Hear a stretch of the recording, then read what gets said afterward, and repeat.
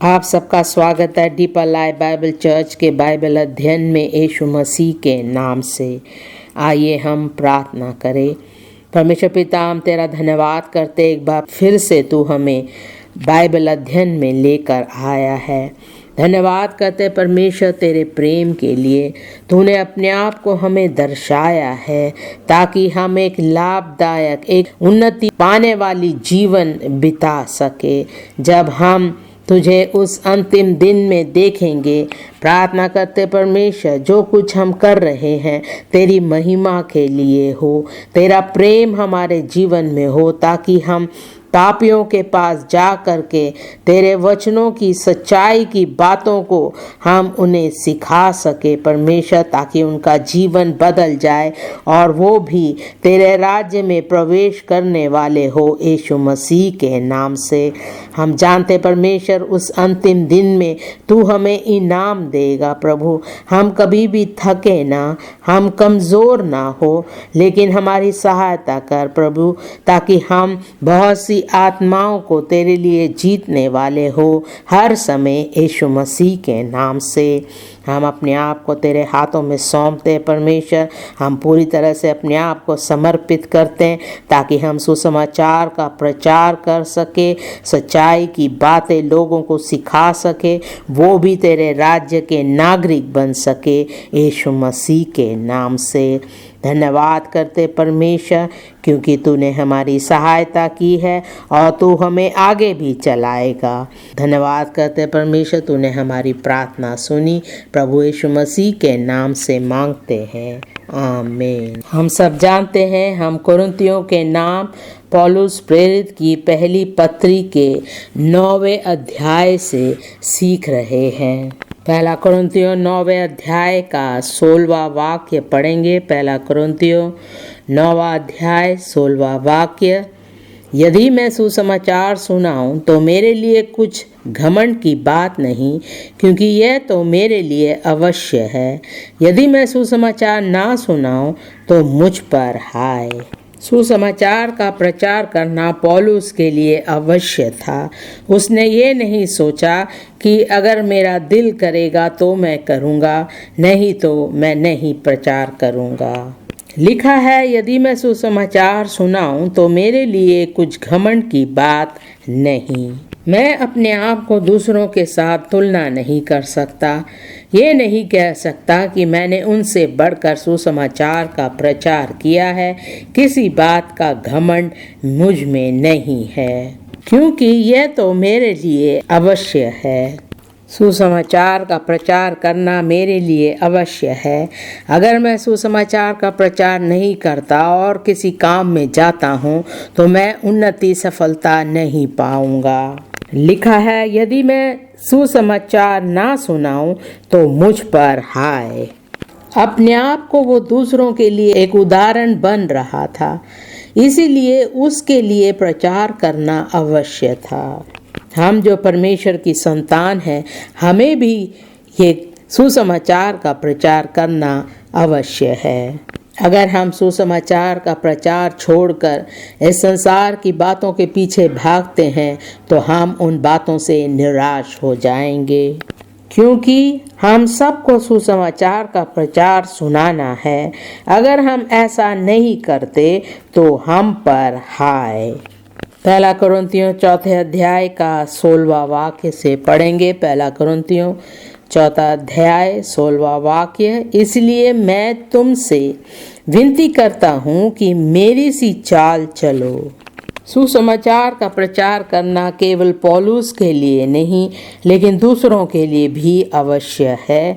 इसलिए लिखा है कि तुम मेरी सी चाल चलो। पहला कुरिन्थियों 11वें अध्याय का पहला वाक्य। पहला कुरिन्थियों 11वें अध्याय उसका पहला वाक्य। तुम मेरी सी चाल चलो जैसा मैं मसीह की सी चाल चलता हूँ। यीशु मसीह ने कहा, मैं इस संसार में आया हूँ ताकि मैं पापियों को ढूंढ सकूँ और उन्हें बचा सकूँ। जो लोग पाप में पड़े हुए हैं, पापी जन है, उनका उद्धार कर सकूं। यीशु मसीह चाहता था वो अपने पापों से पश्चाताप करके एक नया जीवन पा सके। इसीलिए पौलुस कहता है, मेरी सी चाल चलो जैसा मैं मसीह की सी चाल चलता हूँ। ऐसा ही चाल हमें भी चलना है।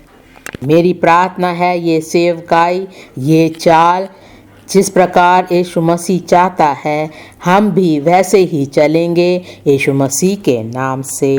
फिलिपियों 3 अध्याय का 17वां वाक्य। फिलिपियों 3 अध्याय का 17वां वाक्य। हे भाइयों, तुम सब मिलकर मेरी सी चाल चलो और उन्हें पहचान रखो जो इस रीति पर चलते हैं जिसका उदाहरण तुम हम में पाते हो। जितनों का उद्धार हुआ है, जो परमेश्वर के संतान हैं, जो पापों से बचाए गए हैं, हम सबको परमेश्वर के कार्य में लगे रहना है। और जिस प्रकार पौलुस चलता था उसी प्रकार हमें भी वही चाल चलना है। संसार की लोगों की चाल मत चलना। जो सुस्त है उनकी चाल मत चलना। जो परमेश्वर की इच्छा नहीं करते उनकी चाल नहीं चलना है। परमेश्वर ने ऐसे लोगों का उदाहरण बाइबल में हमें दिया है जिसकी सी चाल हमें चलनी चाहिए। आज हमारा अध्ययन है 1 कुरिन्थियों 9वें अध्याय का 16वें वाक्य से 23वें वाक्य तक। और आज का विषय है सभी संभव तरीकों से सुसमाचार का प्रचार करना। सभी संभव तरीकों से सुसमाचार का प्रचार करना। हमें एक दूसरे से बातचीत करके सुसमाचार का प्रचार सुनाना है। हमारे समाज में जो लोग रहते हैं, हमारे आस पड़ोस में जो लोग रहते हैं, उनको हम परमेश्वर का सुसमाचार सुनाएं। हम व्हाट्सएप के द्वारा लोगों के पास पहुंच सकते हैं। पर्चे बांट करके हम लोगों से परमेश्वर के बारे में बता सकते हैं। जो भी तरीका हो, हमें उसका इस्तेमाल करके सुसमाचार का प्रचार करना हमारे लिए अनिवार्य है। इस विषय को 3 भाग में बांटेंगे। पहला है सुसमाचार प्रचार करने के लिए प्रचलित शुरुआत। सुसमाचार प्रचार करने के लिए प्रचलित शुरुआत। हमारे जीवन का उद्देश्य यही होना चाहिए कि हम दूसरों को परमेश्वर के वचन से सुसमाचार सुनाएं। किसी और कार्य में हम हमेशा व्यस्त ना रहे, लेकिन सुसमाचार का प्रचार करना बहुत ज़रूरी है। अपने जीवन में पहला स्थान हमें सुसमाचार प्रचार करने को देना है। हमें अपने आप को पूरी तरह से समर्पित करना है। एक भी दिन, एक भी हफ्ता ऐसा ना जाए जहां हमने किसी को सुसमाचार का प्रचार नहीं किया हो। हमें लोगों को बताना है कि केवल यीशु मसीह ही हमारा उद्धार करता है, जिसके द्वारा हम स्वर्ग जा सकते हैं। दूसरा भाग परमेश्वर के लक्ष्य को जारी रखने में दृढ़ संकल्प। परमेश्वर के लक्ष्य को जारी रखने में दृढ़ संकल्प। अगर हम परमेश्वर के बच्चे हैं तो परमेश्वर हम में जीता है और हम परमेश्वर में जीते हैं। तो हमारा उद्देश्य परमेश्वर के समान होना चाहिए कि हम दूसरों को सुसमाचार का प्रचार सुनाएं और उन्हें परमेश्वर के राज्य में लाएं। परमेश्वर का लक्ष्य हमारा लक्ष्य होना चाहिए। परमेश्वर की रुचि हमारी रुचि होनी चाहिए। उसके लिए हमें पूरी तरह से अपने आप को समर्पित करना है।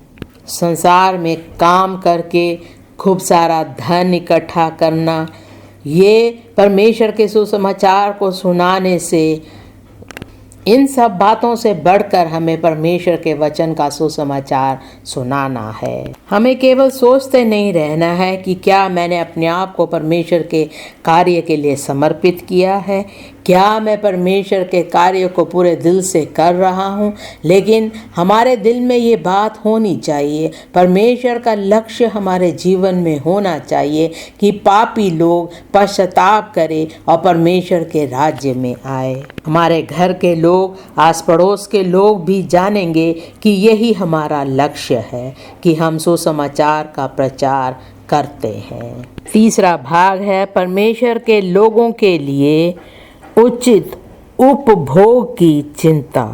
परमेश्वर के लोगों के लिए उचित उपभोग की चिंता। जब पापी लोग बचाए जाते हैं, ये हमारी चिंता होनी चाहिए कि किस प्रकार हम उन्हें आगे परमेश्वर में बढ़ाएं। हमें उन्हें परमेश्वर के वचनों से सिखाते रहना है ताकि वो पीछे ना हटे और वो उसी ही स्थिति में बने ना रहे, पर वो परमेश्वर में आगे बढ़ते रहे और वो भी बाहर जा कर के सुसमाचार का प्रचार कर सके। पहले भाग में आएंगे सुसमाचार प्रचार करने के लिए प्रचलित शुरुआत। पहला कुरिन्थियों 9वें अध्याय का 16वां वाक्य। पहला कुरिन्थियों 9वें अध्याय का 16वां वाक्य।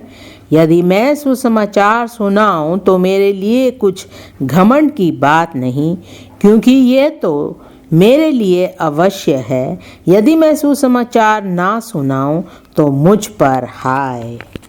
पौलुस लोगों से कह रहा था कि वो जानते हैं कि उसका लक्ष्य परमेश्वर के सुसमाचार को सुनाने का है। जहाँ कहीं भी वो गया उसने यही कार्य किया, किसी और कार्य को नहीं कर रहा था। उसके लिए अवश्य था कि सुसमाचार का प्रचार करे। प्रेरितों के काम 9वें अध्याय का 6वां वाक्य। प्रेरितों के काम 9वां अध्याय उसका 6वां वाक्य। परंतु अब उठकर नगर में जा और जो तुझे करना है वह तुझसे कहा जाएगा। इस अध्याय में हम देखते हैं कि पौलुस दमिश्क को जा रहा था और जहाँ कहीं वो जाता था जो लोग परमेश्वर के कार्य में बने हुए थे उन्हें पकड़ लेता था, क्योंकि वो यीशु मसीह के चेले थे, वो मसीही लोग थे। लेकिन दमिश्क को जाने से पहले, पहुंचने से पहले ही यीशु मसीह ने उससे मुलाकात की। उसने यीशु मसीह को सुना।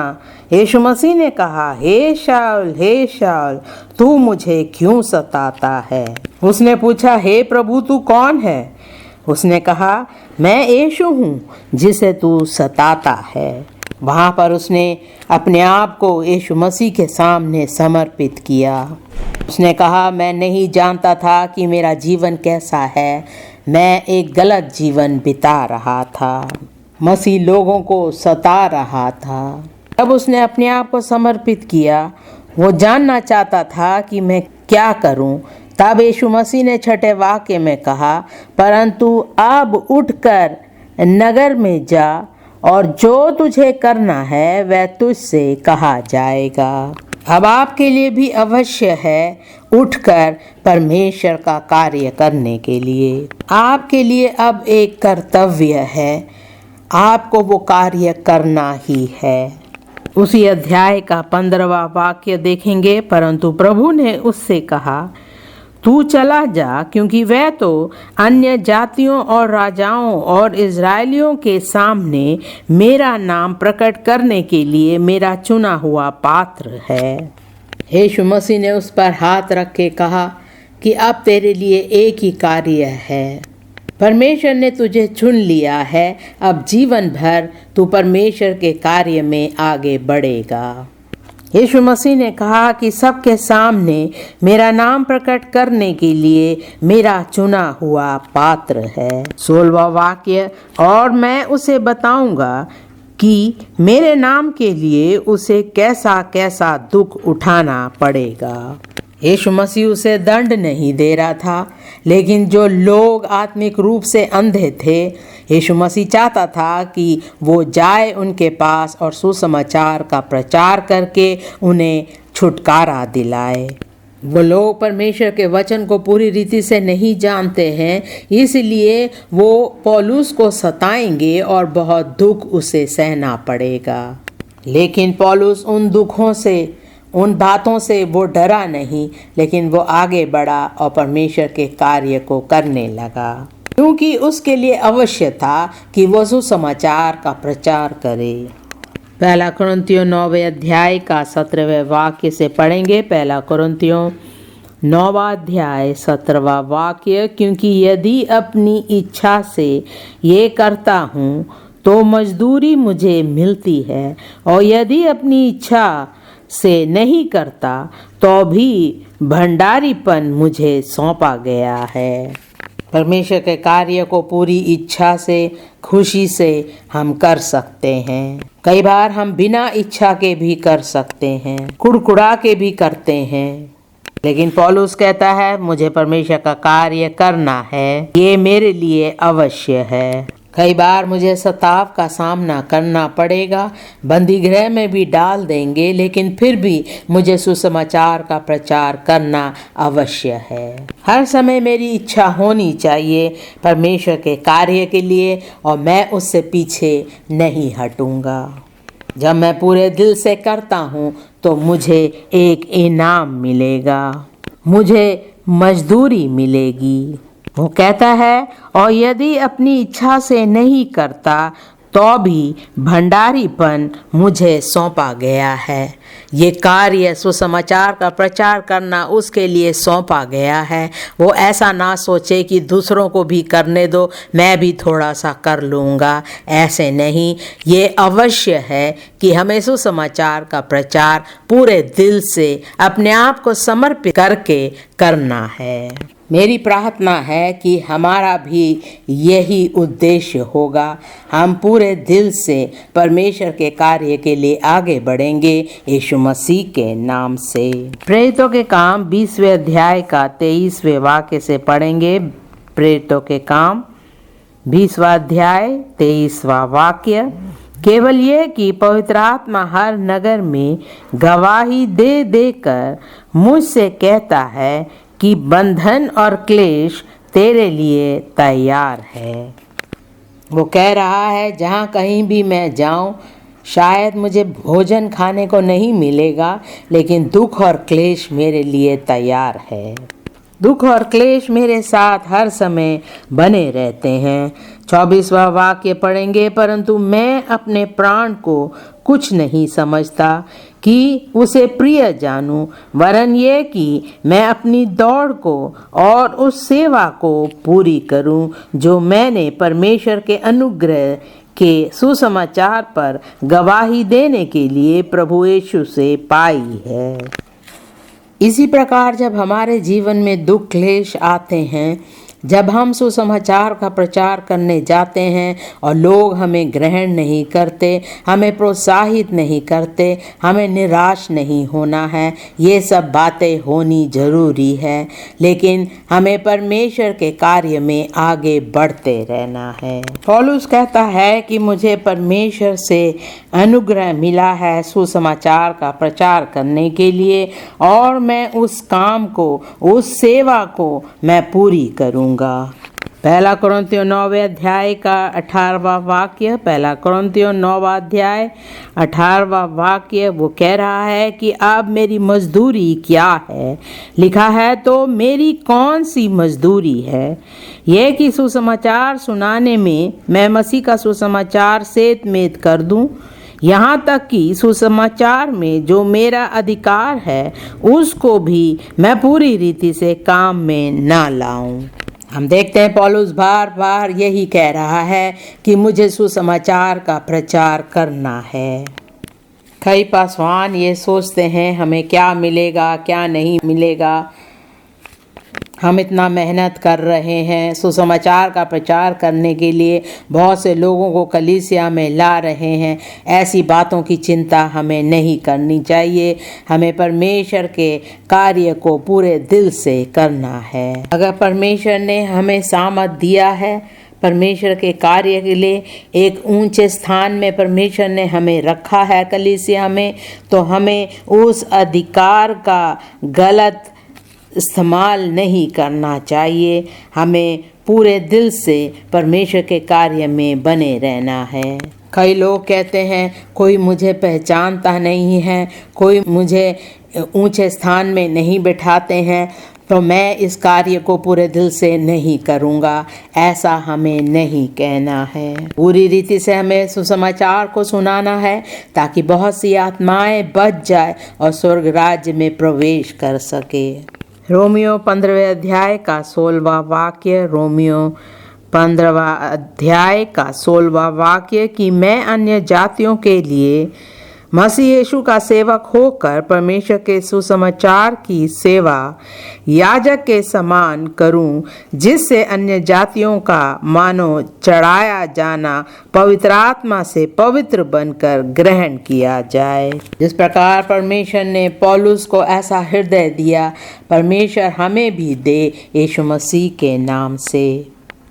पहला कुरिन्थियों 10वें अध्याय का 33वां वाक्य, पहला कुरिन्थियों 10वां अध्याय उसका 33वां वाक्य, जैसे मैं भी सब बातों में सबको प्रसन्न रखता हूँ और अपना नहीं परंतु बहुतों का लाभ ढूंढता हूँ कि वे उद्धार पाए। जहाँ कहीं भी पौलुस गया, उनके समान उसने उन लोगों से बातचीत की ताकि वो शर्मिंदा ना हो। यहूदियों के बीच में, यूनानियों के बीच में, हर जगह उसने ये ध्यान दिया कि वो किसी के लिए भी एक ठोकर का कारण नहीं बनेगा। वो अपने लाभ के बारे में नहीं सोच रहा था, लेकिन सबके लाभ को वो ढूंढता था ताकि उनका उद्धार हो सके। जब आप बाहर जाकर के सुसमाचार का प्रचार सुनाते हैं तो एक ही बात का ध्यान आपको रखना है कि सब उद्धार पाए। अगर लोग उद्धार नहीं पाते तो हमारा उद्देश्य पूरा नहीं होगा। मेरी प्रार्थना है परमेश्वर हम सबको इसी प्रकार समर्पित करेगा और हम पूरे दिल से परमेश्वर के कार्य को करेंगे यीशु मसीह के नाम से। लूका 9वें अध्याय का 23वां वाक्य, लूका 9वां अध्याय 23वां वाक्य, उसने सबसे कहा, यदि कोई मेरे पीछे आना चाहे तो अपने आप से इनकार करे और प्रतिदिन अपना क्रूस उठाए हुए मेरे पीछे हो ले। जिस प्रकार यीशु मसीह ने कार्य किया, उसी प्रकार अगर हम भी परमेश्वर के कार्य को करने के लिए उसके पीछे चलना चाहते हैं तो अपने आप से इनकार करें और प्रतिदिन अपना क्रूस उठाए हुए यीशु मसीह के पीछे चले। कई बार हमारे शरीर में कोई दर्द होता है, कोई छोटा चोट हो गया तो हम कहते हैं आज तो मैं नहीं जा सकता। कई कहते हैं मैं इतना कार्य करता हूँ कलीसिया में, लेकिन कोई मुझे पहचानता भी नहीं है। थोड़ी सी बात हो जाती है और हम कार्य करने के लिए आगे नहीं बढ़ते। लेकिन यीशु मसीह कहता है अगर तुम मेरे पीछे आना चाहो तो अपने आप को इनकार करके प्रतिदिन अपना क्रूस उठाए हुए मेरे पीछे हो ले। उसी अध्याय का 59वां वाक्य पढ़ेंगे। लूका 9वें अध्याय का 59वां वाक्य, उसने दूसरे से कहा मेरे पीछे हो ले। उसने कहा हे प्रभु, मुझे पहले जाने दे कि अपने पिता को गाड़ दूं। 60वां वाक्य, उसने उससे कहा मरे हुओं को अपने मुर्दे गाड़ने दे, पर तू जाकर परमेश्वर के राज्य की कथा सुना। इससे हमें पता चलता है कि परमेश्वर के वचनों का सुसमाचार का प्रचार करना कितना ज़रूरी है।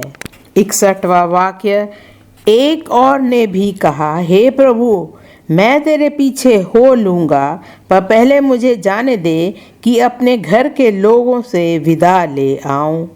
यीशु ने उससे कहा जो कोई अपना हाथ हल पर रखकर पीछे देखता है वह परमेश्वर के राज्य के योग्य नहीं। कई लोग यीशु मसीह को अपना उद्धारकर्ता मानते हैं, जानते हैं कि वो उनका प्रभु है, लेकिन जब कार्य करने को कहते हैं तो वो बहाने देते हैं और कार्य को टाल देते हैं। दूसरों के उद्धार से पहले वो अपनी इच्छा को रखते हैं, अपनी इच्छा को, अपनी बातों को वो पहला स्थान देते हैं। हर समय अपने आप को पहला स्थान देते हैं। 2-3 नौकरियां करते हैं, फिर उनके पास वो समाचार प्रचार करने का समय भी नहीं होता। यीशु मसीह कहता है, जो कोई अपना हाथ हल पर रख कर पीछे देखता है वह परमेश्वर के राज्य के योग्य नहीं। जिस प्रकार लूत की पत्नी ने किया, वो परमेश्वर के राज्य में प्रवेश नहीं कर पाई। जो परमेश्वर के कार्य में पीछे मुड़ कर के देखते हैं, वो फिर परमेश्वर के कार्य के लायक नहीं है। कई कहते हैं, पहले मैं करता था सुसमाचार का प्रचार, अब मैं नहीं कर सकता। वो परमेश्वर से पीछे हट जाते हैं। ऐसे लोग परमेश्वर के राज्य में प्रवेश नहीं करेंगे। मेरी प्रार्थना है परमेश्वर हमें समझ देगा और पवित्र आत्मा की आग हमारे हृदय में जलती रहेगी यीशु मसीह के नाम से। हम परमेश्वर के वचनों की आज्ञाकारिता में बने रहेंगे।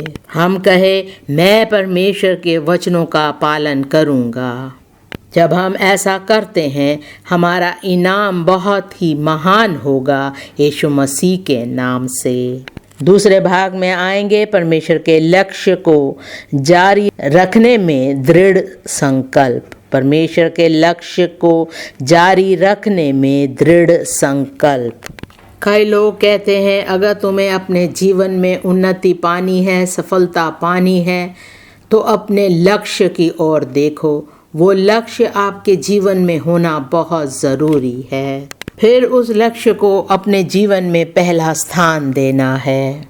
आपके मन में एक तिथि होनी चाहिए कि आप इस कार्य को कब पूरा करेंगे, इस लक्ष्य को कब पाएंगे। जब आपके सामने ऐसा लक्ष्य है कि इस दिन मेरे बैंक के अकाउंट में इतना पैसा होना चाहिए, तो उसके लिए हम परिश्रम करते रहते हैं। आप फिर किसी भी बात से पीछे नहीं हटते हैं, उस लक्ष्य की ओर जाते हैं।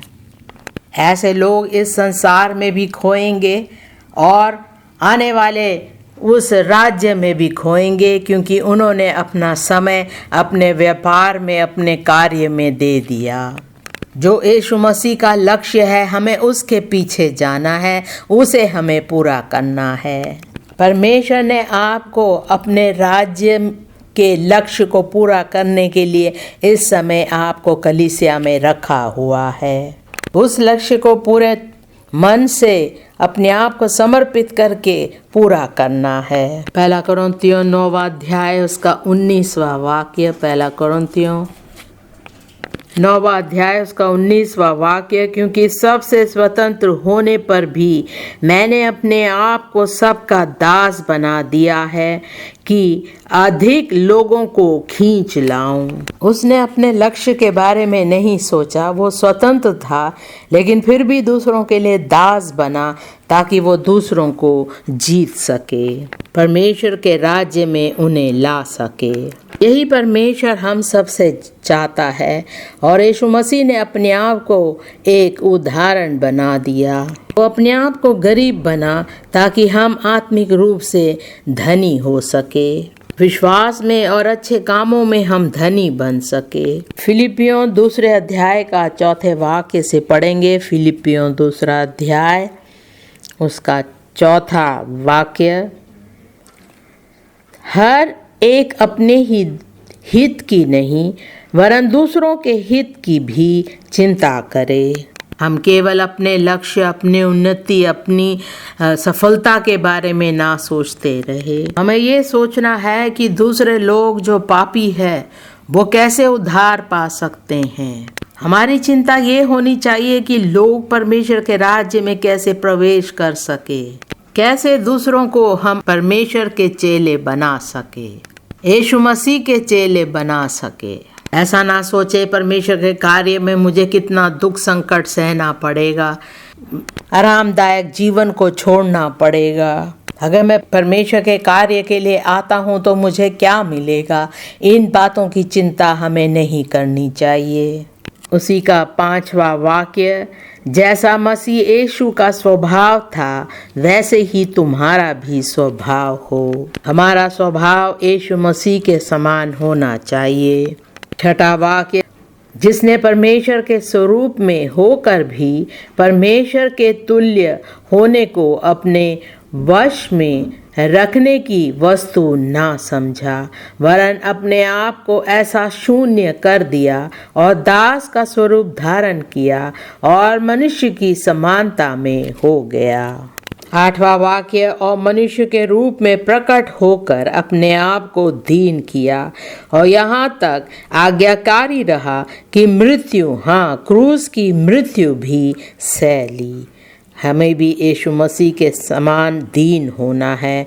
अपने आप को पूरी तरह से हमें परमेश्वर के कार्य के लिए लगाना है। 2 तीमुथियुस 2 अध्याय का 10वां वाक्य, 2 तीमुथियुस 2 अध्याय का 10वां वाक्य, इस कारण मैं चुने हुए लोगों के लिए सब कुछ सहता हूँ कि वे भी उस उद्धार का जो मसीह यीशु में है अनंत महिमा के साथ पाए। क्या आप कह सकते हैं कि आपने लोगों के लिए बहुत कुछ सहा है? कई बार हम सोचते हैं दुनिया में, कलीसिया में मेरी पदवी इतनी ऊंची है, मैं पढ़ा लिखा हूँ, मेरे पास सब कुछ है, तो मैं दूसरों के लिए कैसे सह सकता हूँ। ऐसा विचार नहीं होना चाहिए। अगर हम में इस प्रकार का घमंड है तो हम परमेश्वर की सेवा पूरी रीति से नहीं कर पाएंगे और परमेश्वर के राज्य में भी प्रवेश नहीं कर पाएंगे।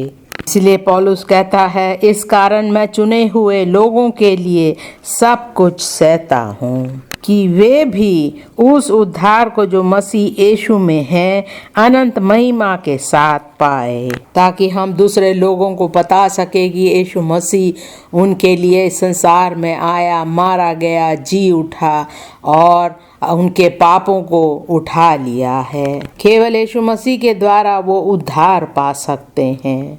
1 कुरिन्थियों 9 अध्याय का 20वां वाक्य, 1 कुरिन्थियों 9 अध्याय उसका 20वां वाक्य, मैं यहूदियों के लिए यहूदी बना कि यहूदियों को खींच लाऊं।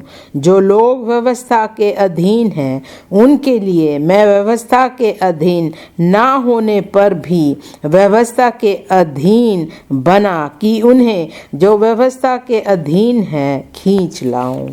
पौलुस आराधनालय में गया, वचनों के द्वारा उसने उन यहूदियों से भी बातचीत करी और उन्हें समझाया किस प्रकार यीशु मसीह उनके लिए इस संसार में आया ताकि वो उन्हें बचा सके। उन लोगों के साथ पौलुस ने अपना पहचान बनाया। उसी का 21वां वाक्य, व्यवस्थाहीनों के लिए मैं जो परमेश्वर की व्यवस्था से हीन नहीं परंतु मसीह की व्यवस्था के अधीन हूँ, व्यवस्थाहीन सा बना कि व्यवस्थाहीनों को खींच लाऊं।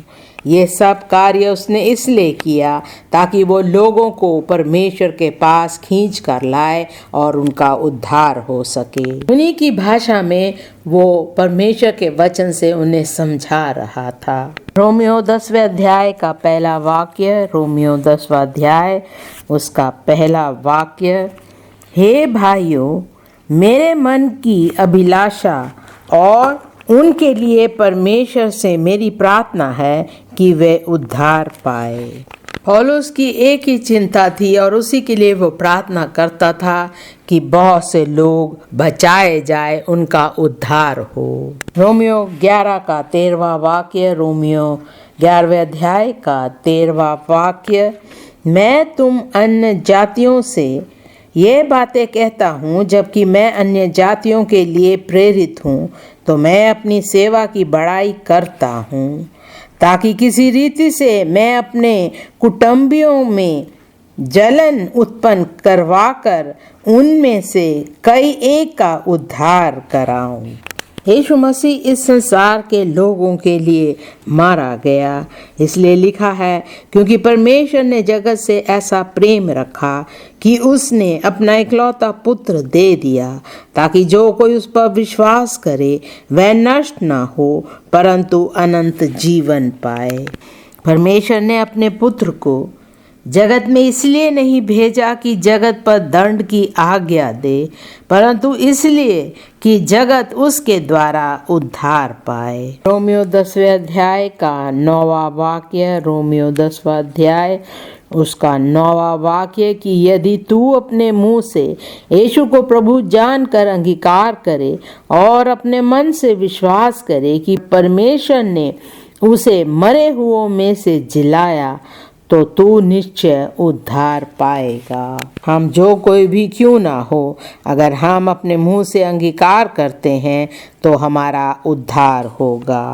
उसी का 10वां वाक्य, क्योंकि धार्मिकता के लिए मन से विश्वास किया जाता है और उद्धार के लिए मुंह से अंगीकार किया जाता है। उसी का 13वां वाक्य, क्योंकि जो कोई प्रभु का नाम लेगा वह उद्धार पाएगा। उसी का 17वां वाक्य, अतः विश्वास सुनने से और सुनना मसीह के वचन से होता है। हम अविश्वासियों को परमेश्वर का वचन सुनाते हैं। हम कोई भी ऐसे बात ना बोले जिससे वो सुनना ना चाहे। उनके जीवन में विश्वास होना चाहिए, क्योंकि विश्वास के द्वारा वो परमेश्वर का वचन सुन पाएंगे। मेरी प्रार्थना है हम केवल अपने बारे में ना सोचे, लेकिन हम दूसरों को परमेश्वर का वचन सुनाए ताकि उनका भी उद्धार हो जाए। तीसरे भाग में आएंगे परमेश्वर के लोगों के लिए उचित उपभोग की चिंता। परमेश्वर के लोगों के लिए उचित उपभोग की चिंता। हमें हर समय दूसरों के लिए चिंता होनी चाहिए कि अगर मैं इस व्यक्ति से परमेश्वर का वचन बांटूं तो क्या ये परमेश्वर का वचन सुनेगा। प्रार्थना के साथ हम वचन को सुनाए, सचमुच में वो सुनकर उसका उद्धार हो जाएगा। हमें दूसरों के लिए चिंता होनी चाहिए, क्योंकि हमें पता है वो किस स्थिति में जी रहे हैं। अगर वो ऐसा ही अपना जीवन बिताएंगे तो वो नाश हो जाएंगे। इसलिए हमें चाहिए कि हम उनके पास जा कर के सुसमाचार का प्रचार करें ताकि उनका उद्धार हो सके। पहला कुरिन्थियों 9वें अध्याय का 22वां वाक्य। पहला कुरिन्थियों 9वां अध्याय 22वां वाक्य, मैं निर्बलों के लिए निर्बल सा बना और निर्बलों को खींच लाऊं। मैं सब मनुष्य के लिए सब कुछ बना कि किसी न किसी रीति से कई एक का उद्धार कराऊं। कई लोग अपने जीवन में अकेले होते हैं, निराश है, बीमार है, उनकी सहायता करने वाला कोई भी नहीं है। हमें चाहिए कि हम उन लोगों के पास जाएं, परमेश्वर का वचन सुनाएं, उन्हें प्रोत्साहित करें ताकि वो अपनी परेशानियों के बारे में सोचते ना रहे, लेकिन यीशु मसीह को अपना कर उद्धार पाए। तब उनका जीवन पूरी तरह से सही होगा। हम उनकी नज़दीकी में जाएं, उनसे बातचीत करें और उनका मन परमेश्वर के लिए जीते। हम उन्हें बता सकते हैं कि इस संसार में बहुत से धर्म हैं, लेकिन एक ही रास्ता है जिसके द्वारा हम परमेश्वर के पास जा सकते हैं। वो एक धर्मी परमेश्वर है, एक सच्चा परमेश्वर है। और हम परमेश्वर को केवल एक रास्ते से, एक तरह से हम परमेश्वर को प्रसन्न कर सकते हैं कि हम भी परमेश्वर के समान धार्मिकता में रहे। जिस प्रकार दूसरे थे उसी प्रकार पौलुस उनके समान हो करके, दीन होके उन्हें परमेश्वर का वचन सुना रहा था। कई लोग संसार में पैसों के पीछे जाते हैं, बहुत धनी हो जाते हैं, लेकिन वो अपना समय परमेश्वर के लिए नहीं दे पाते, अपने घर के पत्नी और बच्चों के लिए समय नहीं दे पाते और उनका परिवार दुखी रहता है। कई ऐसे लोग हैं इतना धन इकट्ठा करते हैं लेकिन अंत में आत्महत्या कर देते हैं। तो ऐसे जीवन का क्या फायदा। उनका जीवन पूरी तरह से खोखला हो जाता है।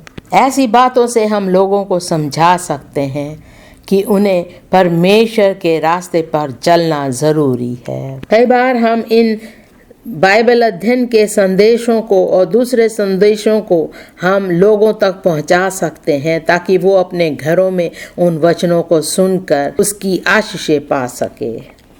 हमारी प्रार्थना है किसी भी तरह से हम लोगों तक परमेश्वर का वचन सुनाए, ताकि वो परमेश्वर के वचनों को सुनकर उद्धार पा सके। जब हम ऐसा करेंगे, बहुत से लोग परमेश्वर को जानेंगे और परमेश्वर के राज्य में प्रवेश करेंगे यीशु मसीह के नाम से। इब्रानियों 2 अध्याय का 3 वाक्य, इब्रानियों 2 अध्याय उसका 3 वाक्य, तो हम लोग ऐसे बड़े उद्धार से निश्चिंत रहकर कैसे बच सकते हैं, जिसकी चर्चा पहले प्रभु के द्वारा हुई और सुनने वालों के द्वारा हमें इसका निश्चय हुआ। आप बाइबल अध्ययन में आते हैं, सुनते हैं, आपको बहुत अच्छा लगता है, लेकिन अभी तक आपका उद्धार नहीं हुआ है। अगर अभी तक आपका जीवन पूरी तरह से नहीं बदला है, आज आपके लिए मौका है कि आप अपने पापों का पश्चाताप करके उन पुरानी बातों को छोड़कर एक नया जीवन प्राप्त करें। लिखा है, तो हम लोग ऐसे बड़े उद्धार से निश्चिंत रहकर कैसे बच सकते हैं। हमारे आस पड़ोस में बहुत से लोग हैं जो यीशु मसीह को नहीं जानते। हम उनके साथ बातचीत करते हैं, उठते बैठते हैं, लेकिन सुसमाचार का प्रचार नहीं करते, तो वो कैसे बच सकते हैं। अनंत काल का जीवन उद्धार सबके लिए है। हमें अपना मुंह खोल करके सुसमाचार का प्रचार करना है।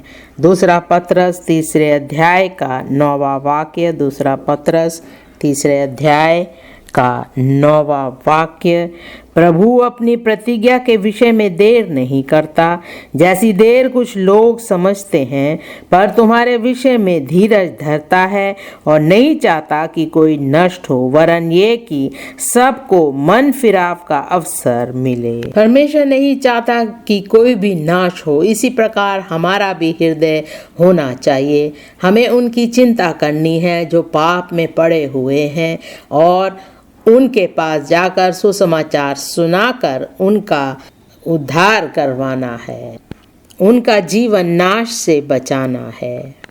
तीतुस 2 अध्याय का 11वें वाक्य से पढ़ेंगे। तीतुस 2 अध्याय उसका 11वां वाक्य, क्योंकि परमेश्वर का वह अनुग्रह प्रकट है जो सब मनुष्यों के उद्धार का कारण है, और हमें चेतावनी देता है कि हम अभक्ति और संसारिक अभिलाषाओं से मन फेर कर इस युग में संयम और धर्म और भक्ति से जीवन बिताए, और उस धन्य आशा की अर्थात अपने महान परमेश्वर और उद्धारकर्ता यीशु मसीह की महिमा के प्रकट होने की बाट जोते रहे, जिसने अपने आप को हमारे लिए दे दिया कि हम हर प्रकार के अधर्म से छुड़ा ले और शुद्ध करके अपने लिए एक ऐसी जाति बना ले जो भले भले कामों में सरगर्म हो।